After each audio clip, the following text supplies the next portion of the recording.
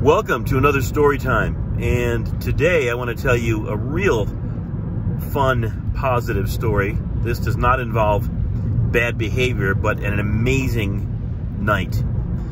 There's a place in Buffalo called the Central Park Grill, or known affectionately as the CPG. I think it's still open. I haven't been there in a long time, and I've been a little bit out of the scene.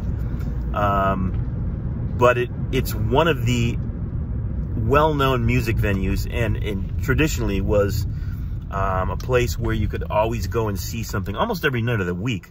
And there aren't too many of those places in Buffalo. Even back in the day, there weren't necessarily, you know, Monday through Saturday or Tuesday through Saturday. Most clubs are dark on Mondays.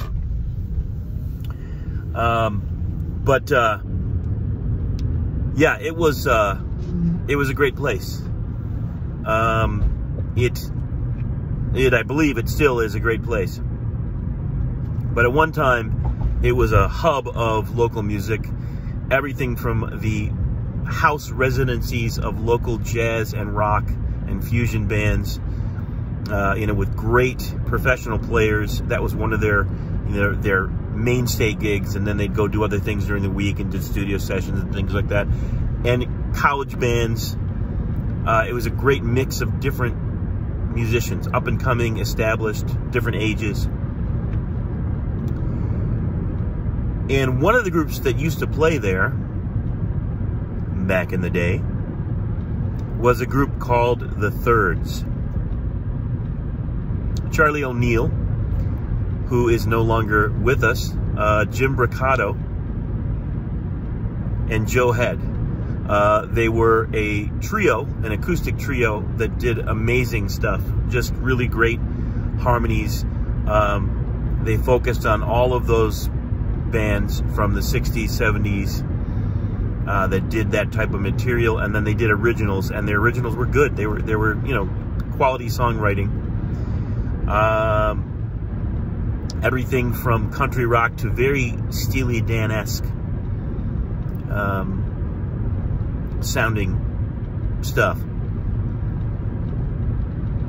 So it was acoustic guitar, lead guitar, bass when they went as a unplugged trio, and then at different points they added a drummer. And one of the drummers that they added was a guy named Mike Caputi, who is an amazing drummer. There are two Mike Caputis in Buffalo. One is a good guy and a good player locally. The other is someone who has gold records and moved down to Nashville years ago and is working down there. And that's the Mike Caputi I'm talking about. Anyway, I can't remember, but I think it might have been their last night together, because Jim had been studying correspondence at Berkeley, Boston, to get an advanced degree, to get like a master's in arranging or something like that.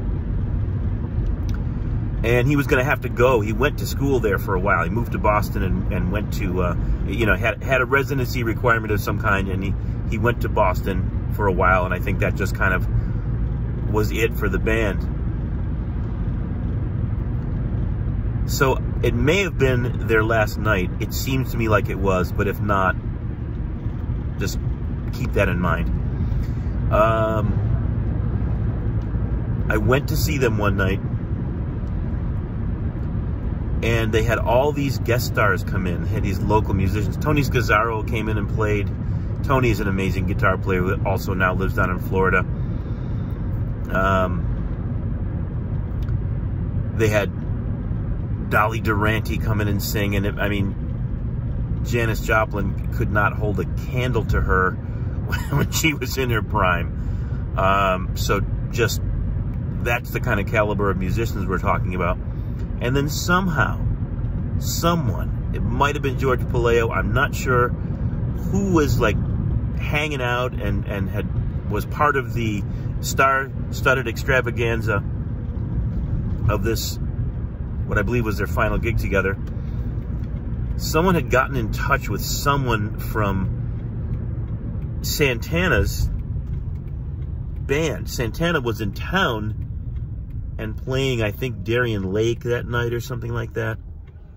And Buddy Miles, the Buddy Miles, Electric Flag, Buddy Miles, Jimi Hendrix, was playing with Santana, as well as Alphonso Johnson, who was, I think, the second bass player for Weather Report. First one was Eric Gravatt, and then Alphonso Johnson, and then I think that's who I got as the right name, right? And then Jaco. Yeah, so anyway, a great bass player with a great career. And he and Buddy Miles, Buddy was looking for a place to play. Like, after doing a whole, you know, major concert, it was either at Rich Stadium or Darien Lake, he wanted to, like...